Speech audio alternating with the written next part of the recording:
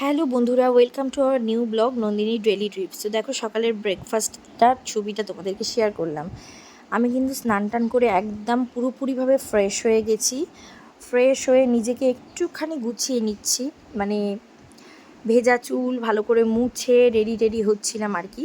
এবার আমাদের যা দৈনন্দিন জীবনের কাজ, সেই কাজে নামার জন্য। বুঝতেই পারছো বন্ধুরা, তোমরা নিশ্চয়ই বাড়িতে এইভাবেই নিজেদেরকে পরিপাটি করে গুছিয়ে নিয়ে রেডি হও, তাই তো? আমি নিশ্চয়ই ভুল বলছি না।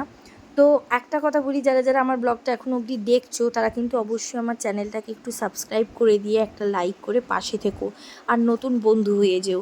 আমিও তোমাদের বন্ধু হতে চাই।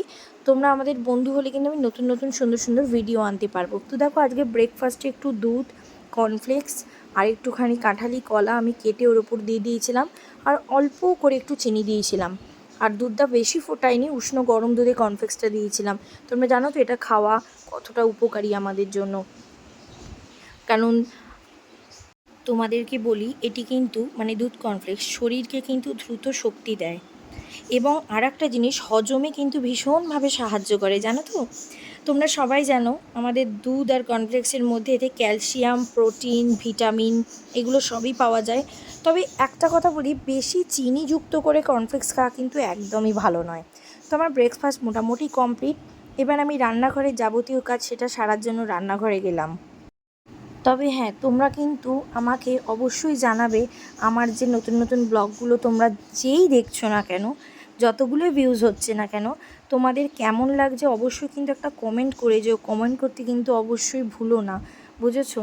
আর দেখো, আমি কড়াটা বসিয়ে দিয়েছি। বসিয়ে এবার আমি কি করব। তো দেখো, বাজার থেকে আজকে এনেছিল লাল শাক আমার বর, জানো তো?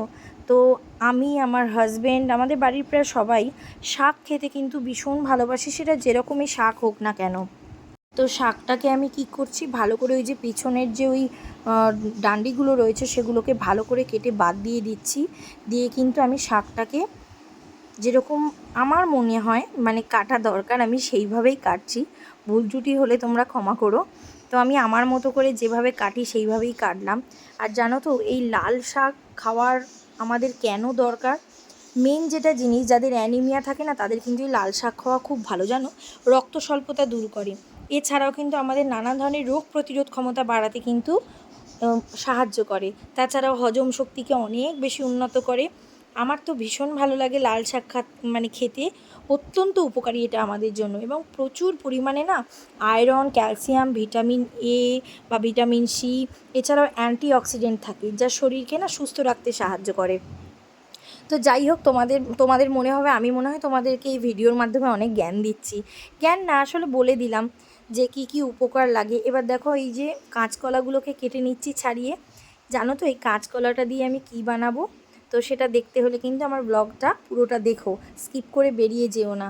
ধৈর্য ধরে দেখতে থাকো, তাহলে দেখবে আমি আজকে কাঁচকলা দিয়ে কি বানাতে চলেছি।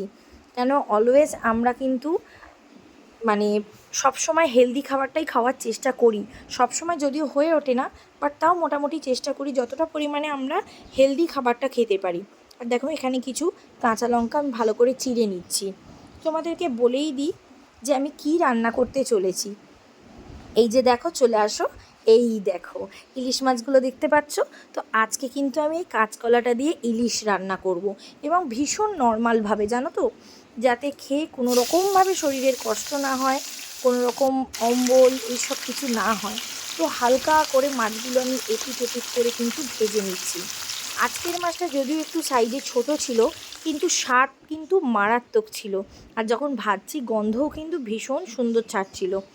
তো মাছগুলোকে হালকা করে এপিট ওপিট করে ভেজে নেওয়ার পর না, একটা থালার মধ্যে না আমি মাছগুলোকে আস্তে আস্তে করে তুলে নিচ্ছিলাম, জানো তো? আর কি হয়, ইলিশ মাছ তো মোটামুটি খুব কড়া করে ভাজতে নেই, কারণ খুব কড়া করে ভাজলে কী হয় বলো তো, এর স্বাদটাই পুরোপুরি নষ্ট হয়ে যায়। ইলিশের যে একটা গন্ধ, ইলিশের যে একটা স্বাদ আলাদা রকম, সেটা কিন্তু পুরোপুরি চলে যায়। তো এবার না, এই দেখো তুলে নিলাম। তো নিয়ে এবার যে তেলটা ছিল, সেই তেলের মধ্যেই কিন্তু আমি অল্প করে একটু কালো জিরে ফোড়ন দিয়ে, আর তোমাদের দেখালাম আমি যে ওই যে কলাগুলোকে, কাঁচকলাগুলো কেটে রেখেছিলাম, সেগুলো কিন্তু ভালো করে ধুয়ে আমি তেলের মধ্যে দিয়ে নিলাম। নিয়ে একটু ভালো করে নাড়াচাড়া করে কিন্তু আমি ভাজা ভাজা করে নিচ্ছি। এবার এর মধ্যে আমি হালকা করে একটু হলুদ দেব, নুন দেব, ঠিক আছে, দিয়ে একটুখানি হালকা করে নাড়াচাড়া করে ভাজা ভাজা করে নিচ্ছি। তারপর যে মশলাটা আমি দেব খুবই সিম্পল। দেখো কাঁচা লঙ্কাগুলো যে চিড়ে রেখেছিলাম সেটা দিয়ে দিচ্ছি, অল্প করে আমি একটু জিরে গুঁড়ো দিয়ে দিলাম, আর তার সাথে সামান্য একটু ধনে গুঁড়ো, ধনেটা একটু অল্প দেবো, জিরে গুঁড়োটা একটু বেশি, ঠিক আছে। হলুদ নুন সব কিছু দিয়ে ভালো করে আমি কাঁচকলাটাকে একটু কষে নেব। কষে টষে নেওয়ার পরে কিন্তু আমি এর মধ্যে বেশ একটু পরিমাণে জল দিয়ে দেব। জলটা দেওয়ার পর আমি কিন্তু এটা একটু চাপা দিয়ে দিচ্ছি। চাপা দিয়ে কিছুক্ষণ হওয়ার পর আমি মাছগুলোকে কিন্তু ছেড়ে দিলাম। এবার মাছগুলো কিন্তু কিছুক্ষণ এর মধ্যে একটু ফুটতে থাকবে, তারপরে কিন্তু নামিয়ে নেব। আর দেখো ওই যে শাকটা কেটে রেখেছিলাম সেটা ভালো করে ভাজা ভাজা করে করে নেব। তো তার জন্য দেখো তেলের মধ্যে একটু পাঁচফোড়ন দিয়ে দিয়েছি, দিয়ে কিন্তু শাকটা ভালো করে নাড়াচাড়া করে নিচ্ছি। আমি কিন্তু সঙ্গে সঙ্গে নুন দিই না, আমি একটু নাড়াচাড়া করে ভাজা ভাজা করে নেওয়ার পর নামানোর কিছুক্ষণ আগে কিন্তু আমি নুনটা দিয়ে শাকটা নামাই। কারণ শাকে যদি তুমি শুরুতেই নুন দিয়ে দাও না, তাহলে কিন্তু তোমার জল ছেড়ে যায়। তো যাই হোক, মোটামুটি সব কিছু কমপ্লিট করে ছাদে চলে এলাম। দেখো গাছগুলোর কি অবস্থা, এত দেখে মায়া লাগছে না। গাছগুলো আমার নিচে উঠোনে ছিল, তো এখন ছাদে তুলে দেওয়া হয়েছে। তো এগুলোকে যত্ন করতে হবে। আর আমার অপরাজিতা গাছটা দেখো একদম হাওয়া লেগে পুরো নেতিয়ে পড়েছে পুরো। তো যাই হোক, কিছুদিন বাদে আমি গাছগুলোর যত্ন নেব। আজকের ব্লগটা এখানেই শেষ করছি। টাটা, সুস্থ থেকো, ভালো থেকো।